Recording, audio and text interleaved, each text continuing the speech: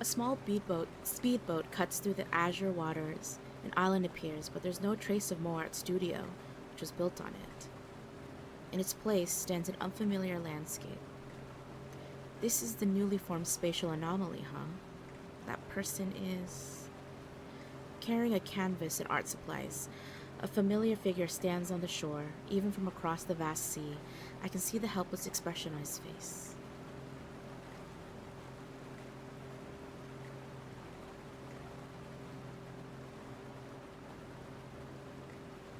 Yes, you are free to lurk. So you just woke up and your home was gone? I shouldn't have passed out after staying up for 2 days. Then maybe I could have saved more than just these things. With a pained expression, he turns to show me his small collection of personal belongings that were salvaged. I spot a water container for painting. It wasn't even emptied before I grabbed it. I quickly clear my throat to suppress an inappropriate urge to laugh. Don't worry, this is just a spatial anomaly created by the Deepspace tunnel. Once the fluctuations subside, your home will be returned to normal. But the road to White Sand Bay, along with its beach, has also vanished beneath the sea, or beneath the waves. The fluctuations caused a protofield displacement, which resulted in shifting the spatial anomaly several nautical miles away from its actual location. In other words, this place has become a lonely island. Lonely Island.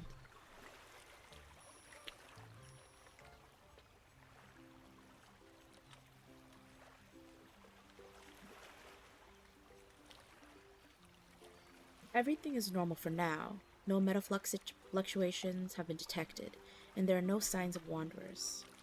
Well done. The spatial anomaly appeared without warning, so we'll need to conduct a more thorough investigation and analysis.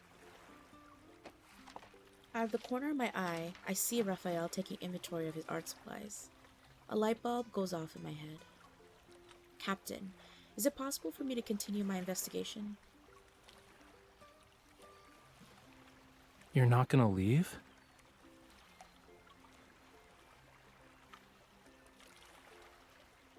I end the call, and Raphael has somehow appeared behind me. His eyes sparkle with anticipation. You're a poor fishy stranded on an island. I can't just let you fend for yourself. Are you sure you want to stay here, though? You can always come over to my place. Cutie, I'm literally surrounded by the ocean. I don't think I can get stranded even if I tried. After his initial confusion wore off, Raphael quickly embraced his new statue as a castaway. I was planning to visit a spatial anomaly for inspiration, since a lot were popping up recently. I didn't expect one to deliver itself to my doorstep, though. But there's a more pressing matter. A slightly troubled expression appears on his face. After painting for 2 days straight, I fell onto my bed, and then I spent the whole morning trying to save my art supplies. If I don't eat something soon, I might become a real castaway. Oh my gosh. My favorite drama queen.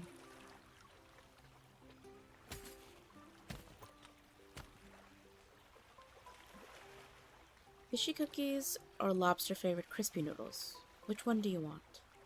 I'll take the fishy cookies. So cute, the way he says fishy cookies. What brand of cookies are these? They're pretty good.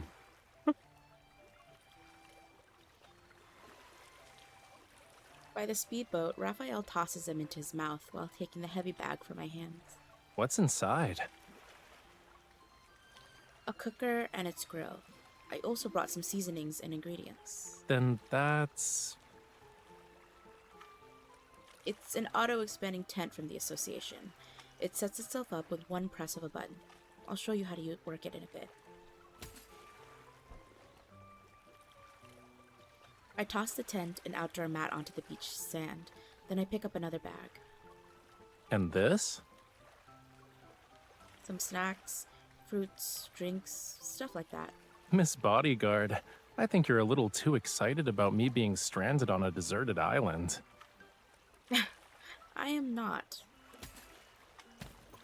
I continue tossing bags of various sizes onto the beach and speak with conviction. I was worried you might suddenly end up on a deserted island, so I brought everything I could think of that are necessary for survival. Raphael waves the game controller in his right hand and the boing fish-shaped massage hammer in his left. He pretends to have an epiphany. I see, I see. Humans need many things to survive. Yes, humans are delicate creatures. We can't take any chances. All right, we should hurry then. He gracefully leaps off the speedboat. Then he turns with his arms outstretched. We need to build a shelter for my delicate human companion before the tide rises.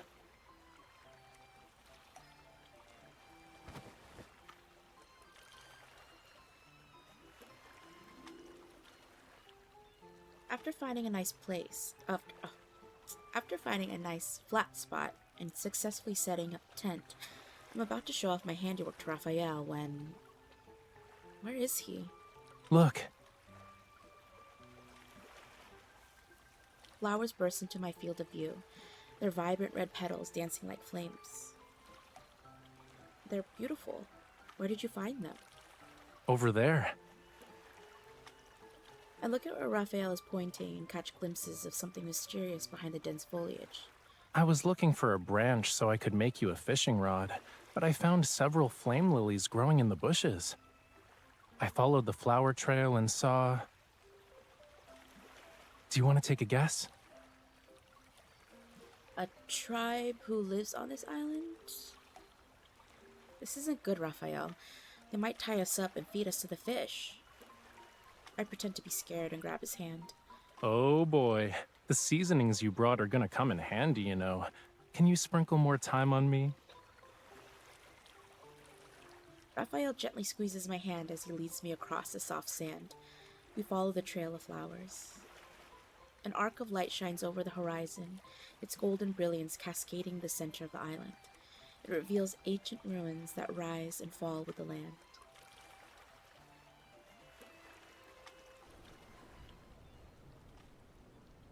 Weathered stone pillars stand in solemn silence. Vibrant vines cling tightly to their surfaces as if they were nature's radiant tattoos. There are sand-covered ruins, crumbling walls as far as the eye can see. With a low, mournful sound, the sea breeze passes through the cracks in the stones. This doesn't look like a tribe's home. It's more like the ruins of an ancient temple. In the center stands a weathered alcove. Broken, stained glass windows cast their kaleidoscope colors upon its surface. Raphael crouches down. His fingers gently trace the relief carved into the stone wall. This is... What is it? When Raphael doesn't answer, I lean in to examine it. The intricate carvings are detailed. While a lot has been worn away by wind and sand, I can still imagine their original magnificence. This part looks like a person. What's that? It's sort of like a giant crab raising its pincers. I'm sorry to disappoint you, but that giant crab is Lemuria's sea god. It's you! She doesn't remember. He takes my fingers and guides them to an indentation. He helps me trace the relief's patterns. These lines are the hair, and the pincers are actually the body. Next to it is a radiant sacred staff. These reliefs probably depict the legend of the first sea god from Lemuria's creation. They're not a guide on how to cook crabs. Oh, the first sea god? So is it supposed to be him or one of those other sea gods that we, saw in his myth? I'm sorry. I was rude. But how do you know for sure that this is Lemuria's sea god? I can tell just by looking at it. Or is it him? Though he's acting, it's like, yeah, that's me. Seeing Raphael's matter-of-fact expression, I wonder if this is some kind of special sense that only Lemurians have. Based on what the association told me, these spatial anomalies appear in the city might be projections from the end of the Deepspace tunnel. If that theory is correct, then this place could be... Yeah, it might very well be from the sunken civilization of Lemuria. In contrast to my astonishment, Raphael remains calm as he gently closes my mouth. This temple was probably built by my great-great-great-great ancestors. So, if I took a bottle of sand from here, it would be a historical artifact? Make sure the sea god certifies its authenticity first. As Raphael speaks, he blows away the sand from the crevices. The carvings are more visible. This is Lemuria's sea god. What an imposing, majestic person. You know, there's also a young, good-looking one. Is the figure beside him his consort? Yeah. The sea god brought coral branches and conches when he asked her to be his bride. Oh, the sea god's beloved bride. Oh, I'm getting like flashbacks of his myth. Wow, sea god knows how to be romantic, huh?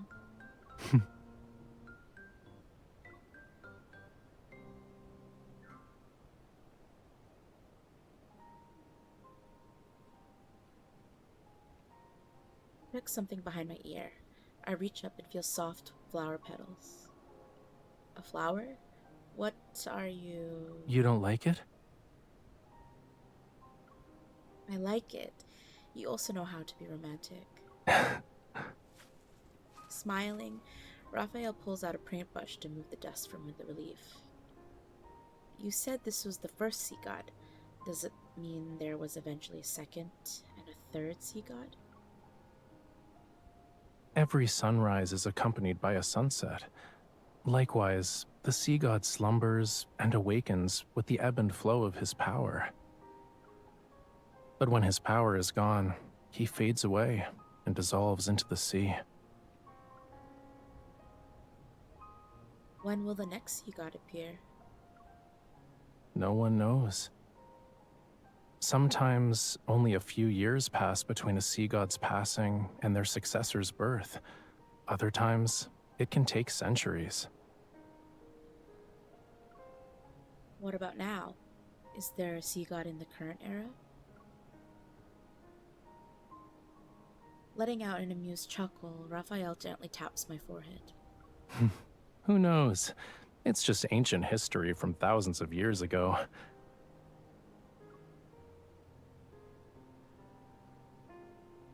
Let's go. He dusts off his hands to remove the sand. Then he stands up and pulls me to my feet. Where are we going? To get my art supplies, duh. Nowadays, you have to be lucky to find Lemurian ruins. We need to copy these reliefs before they disappear and preserve them while we still can. But before that, there's one more thing. Following his gaze, I turn. Nearby, our tent is practically upside down. Only one peg is on the ground, as it struggles against the howling winds. We better hurry. Otherwise, we'll have to share the ocean with the sharks tonight.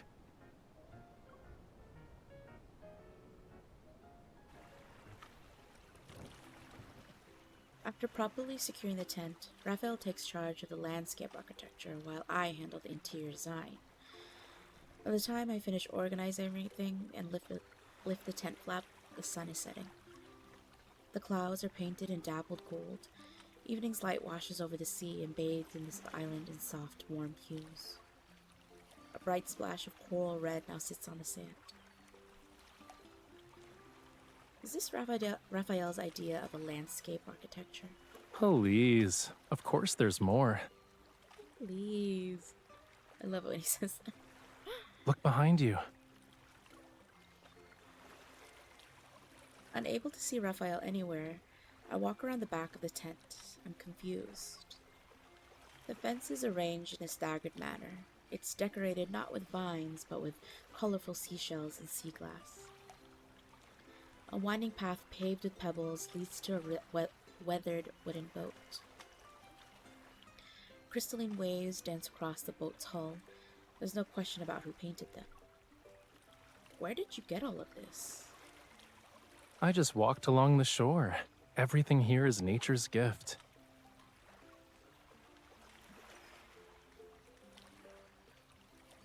When Raphael appears before me again, I wipe away the dust on his face. So, my darling, delicate human, does this meet your survival requirements? It's great, but I point to the grill and stove set up next to the wooden boat. It'd be perfect if there was grilled meat. Oh, and drinks and fresh fruit to the side. Are you sure those are required? It sounds more like a request. My girl is hungry, Raph. Despite saying those words, Raphael walks over there. Here. As I take the can, I catch a glimpse of an unusual blue tinge beneath Raphael's collar. Raphael, I think your scales are showing. Huh? Is he getting excited? Because we know. Don't move. Let me see them. When he gets excited, his scales. Hey, wait. Your hands are freezing. Raphael frantically grabs my hands. I know what you're thinking, but they aren't scales, cutie. Are they? You'll see after it gets dark. What was that supposed to mean? Raphael stuffs a large prawn cracker into my mouth to silence me and my curiosity. Take one step forward, bend down, and then keep moving. Just so we're on the same page, don't lead me into spooky caves or dump me onto a dolphin's back, okay? I haven't done any of those since I was 10. I wouldn't be so sure about that. Raphael has covered my eyes. As he guides me into the tent, the sound of the sea grows fainter.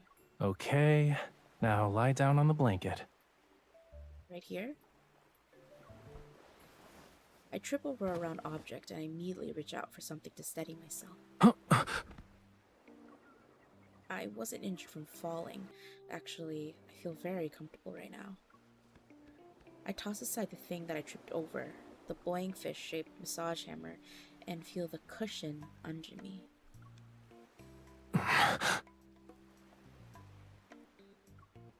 My cushion squirms in protest. Taking off my blindfold, I try to put on an innocent smile. Are you okay? No. The split-second decision to use me as your cushion was done with grace. I'm impressed. I would love a Raphael cushion. Oh, you're too kind. Raphael raises his knee and nudges me. Why aren't you getting up? She's comfy where she's at, Raph. Can you blame her? Let's mess around. Ow, I fell and got hurt. I need a kiss before I can get up. MC, you are so me. I would totally do the same thing. You're such a tease. Oh my god. Kiss, kiss, kiss. He holds the back of my neck as his soft, cool lips meet mine. Then the gentle kiss deepens into something more intense. Ooh, intense. I'm left breathless. That's enough. Oh my god! His other hand finds my waist and pulls me closer. With nowhere to retreat, I surrender to his passionate kiss. Ooh, these two.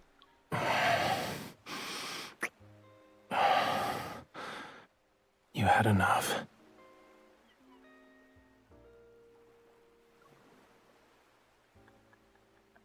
I need to catch my breath for a second. Rafayel is so cute and I can't.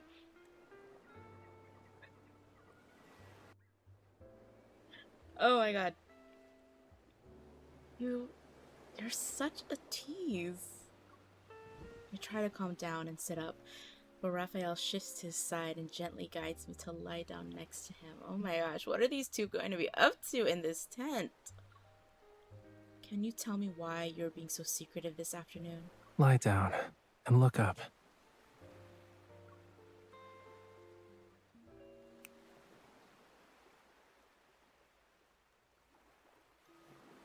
The lamp is suddenly turned off, and everything is plunged into darkness.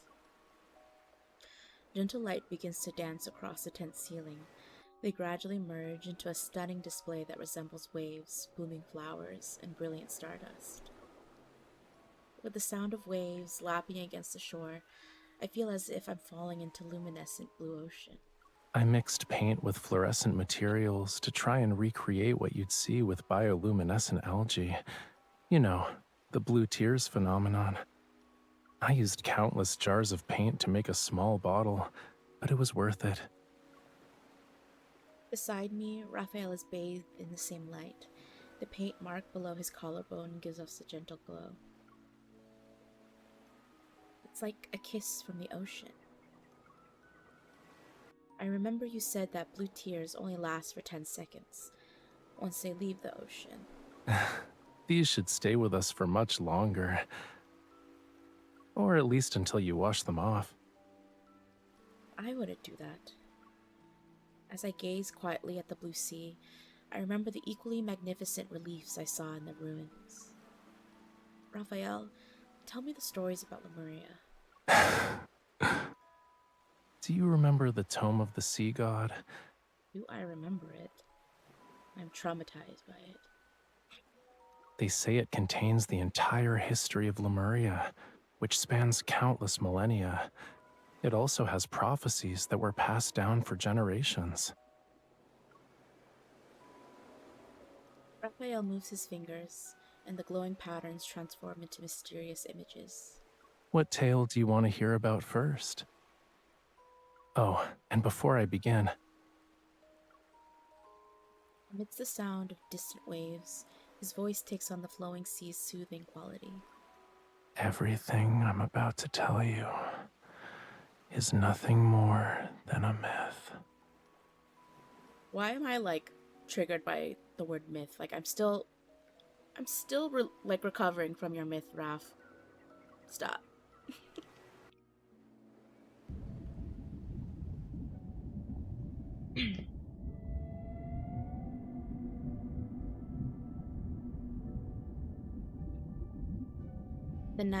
That night, I fall asleep while Raphael tells his stories.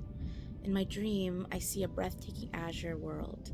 Massive sea creatures gracefully swim, schools of fish dash past mysterious seagrass, and luminous jellyfish drift past rainbow-colored coral reefs. A melody played on a flute resounds from afar as a small blue fish swims up to my fingertips. It swishes its tail as it guides me deeper to the ocean. Then I see it. A warm, dancing flame is waiting for me. A young sea god cradles it in his hand before gently placing it in my heart, against my heart.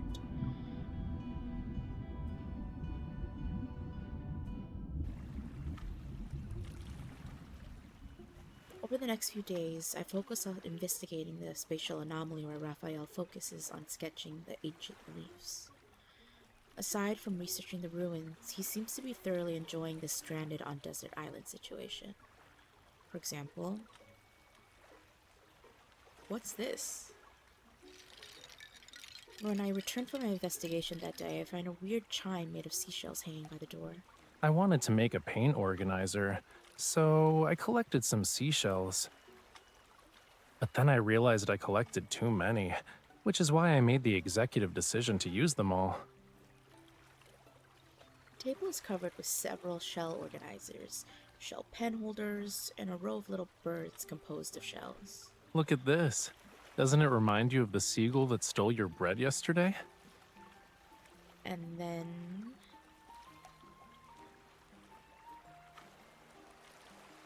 these are They're sea lanterns. Isn't it obvious? several sea lanterns are scattered across the ground. Meanwhile, Raphael carefully removes excess wood with a small knife. I thought you didn't believe in sea lanterns and other wish-making customs. Yeah, I don't. But I thought you might want to try it.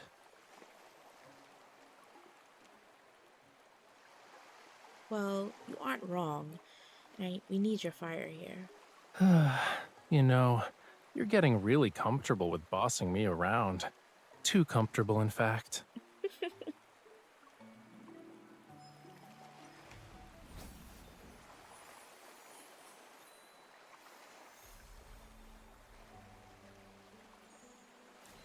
As we resonate, a warm glow emanates from within the lantern. It's not long before the sea's surface is illuminated by many lights.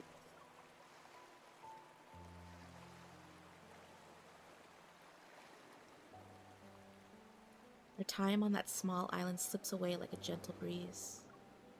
I send over the last protofield readings. Meanwhile, the arc of light above the horizon has faded. It's a specter of its former self. This means the deep space tunnel's fluctuations are getting weaker. The spatial anomaly could vanish at any moment. The wind wakes me up from that night. When I turn my head, I find myself alone. The sleeping bag is cold. Is he still awake? I pull back the tent flap and look outside. There's a faint glow coming from a fire in the distance. It's near the ruins.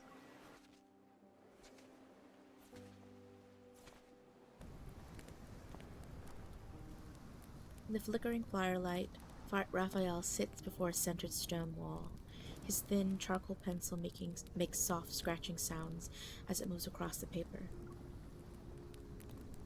You're awake? Using his free hand, he lifts the blanket from his shoulder. I move closer, and he wraps the blanket around us. Can't sleep? I just wanted to finish the remaining sketches, that's all. The paper is filled with mysterious, otherworldly drawings. I can vaguely make out the figure of the sea god. It's been a few days. Have you made any new discoveries? I wouldn't call them discoveries, but I did learn about a few things that weren't mentioned in the Tome of the Sea God. For example, the sea god tried to win over his beloved in a variety of elaborate ways. I also found out how many times he stumbled. I feel bad for him. Even these embarrassing moments were recorded by your ancestors so we could laugh at them today. I'm guessing the sea god won his beloved's heart in the end, right? Oh my god. Otherwise, there wouldn't be more to the story. You're correct. His beloved bride. The sea god and his bride lived together for all of eternity. Their power watched over Lemuria as the ocean thrived. Why are you lying, Raph? That's a textbook example of a happy ending. And it's not how it ended. Oh god. Huh? The true ending is right here. Raphael's finger hovers over the carved relief. The ancient people of Lemuria believed the sea god would protect them forever. That's why they built this temple. It was to record their legend and pass it down. They must have believed these carvings would stand the test of time as a Lemurian monument. In the firelight, Raphael's voice softens, and the air around us becomes hazy. Yet the temple was eventually abandoned. Their civilization sank into the deep sea, and Lemuria was reduced to nothing in that abyss. Clearly, the sea god failed to protect his people. It's just a myth. Yeah, that's why I don't believe in things like legends. The charcoal pencil meanders across the paper. It leaves meaningless lines in its wake. Whether it's a sculpture or a painting, art is just one way to capture a scene, to preserve a moment in time. But sculptures crumble, and the colors in paintings fade. Our humble efforts are powerless against time's relentless march. But here you are, still drawing. I tapped the paper in his hand. Deep down, you instinctively wish to preserve something, right? Don't you think it's contradictory? I know nothing lasts forever, but I still want to keep trying. Pop his face in my hands, then I squish his cheeks. Raphael, you silly fish. Why are you calling me a fish again?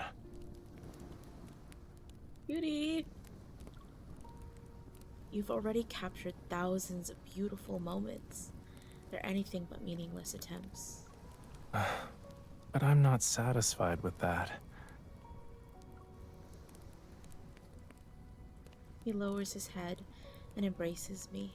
His warm breath tickles my ear. I want to capture more moments. Every single second of being stranded on an island with you. I want to preserve it all. I hug him back, and when I see the arc of light above us, a thought appears in my mind. Can I do anything to make this moment last forever?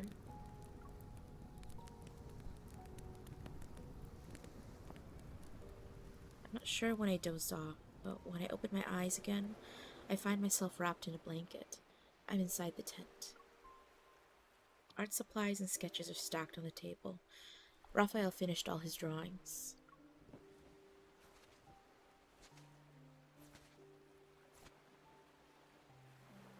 I walk outside and head to the shore in front of the ruins. Raphael is staring at the fading arc of light as dawn appears on the horizon. Do you want to watch the sunrise together? Sure. Is this our last sunrise here? Are you gonna miss this place? Of course. We worked so hard to build our base. Now we'll never see it or these ruins again. I know they won't really disappear, though. They'll just return to their original timeline in space. I turn to meet Raphael's gaze. Even though our time will pass once this space dissipates, I believe it left its unique mark, whether on this island or in our memories. Wait. I feel like I'm about to hear something important. I need to prepare myself. For what? Are you really gonna spend our last moments on this island wearing pajamas? Aren't pajamas. Looking down at my wrinkled clothes, I touch my messy hair. A belated rush of embarrassment floods to my face. There's a brown box in the tent. Check it out. I'll wait for you here. He bought her a dress. He brought her a dress. I thought he had a dress for me, and here I am. With just one flame lily for him. Do you really think my personal belongings were just art supplies? Oh, handsome, handsome man. Tell me what you're thinking about right now. I need to borrow your fire again.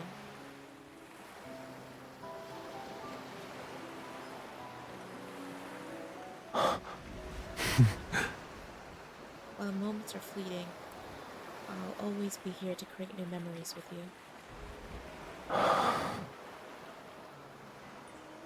I know it's just a simple token. My fire combined with your flower, it's anything but simple. Do you know what it means to have this as our witness? Then, in return, I'll give you the entire ocean as my gift.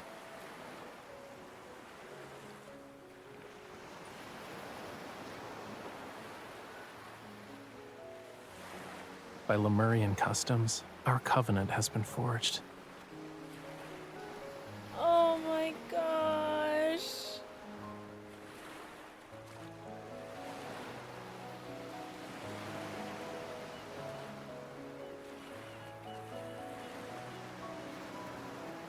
Every second of our lives must be shared, starting from this moment. If this vow actually represents eternity, will you give me the chance to prove myself worthy of your devotion? Oh my god, he's so sweet. I can't.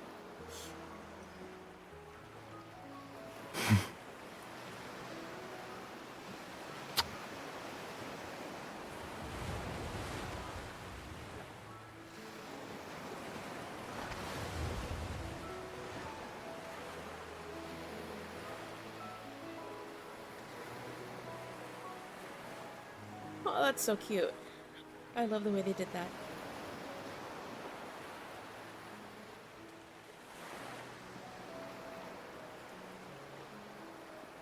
Would you like to share this moment with me, cutie?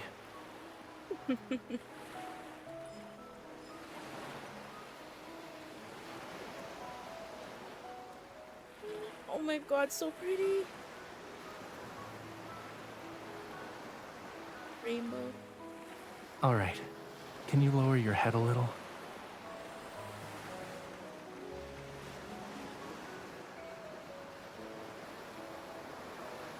From now on, the ocean's waters flow for you.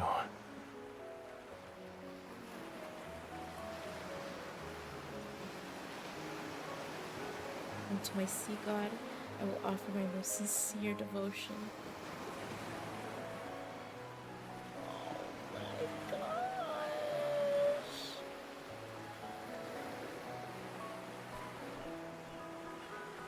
You're so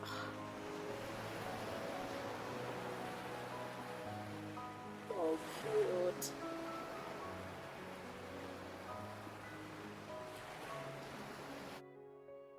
That's it.